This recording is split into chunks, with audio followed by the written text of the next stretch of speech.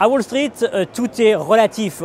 On a eu de bonnes statistiques concernant l'emploi en fin de semaine, des marchés à la hausse. Si l'on regarde les indices depuis le début de l'année, eh bien on a clairement une progression. Si l'on regarde les indices depuis la crise financière, eh bien on est revenu au niveau d'avant la crise financière. Si l'on regarde maintenant depuis 10 ans, on a des indices qui font du surplace. Alors, que faut-il en conclure? Eh bien, c'est difficile car si l'on regarde uniquement ces indices depuis le 11 septembre, on a donc une stabilité, mais pour certaines valeurs, il y a des progressions spectaculaires. Un exemple, Apple, plus 3930%.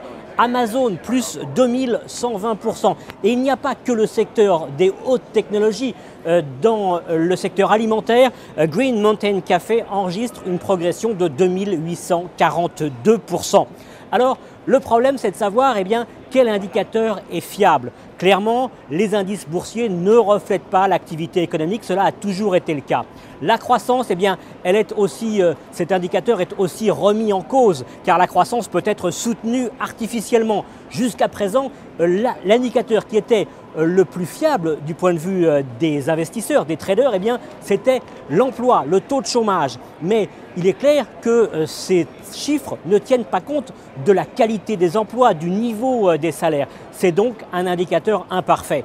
Clairement, ici sur le floor de Wall Street, ce que l'on recherche aujourd'hui, c'est un nouveau baromètre de l'économie. Et ce baromètre de l'économie, il reste aujourd'hui à construire.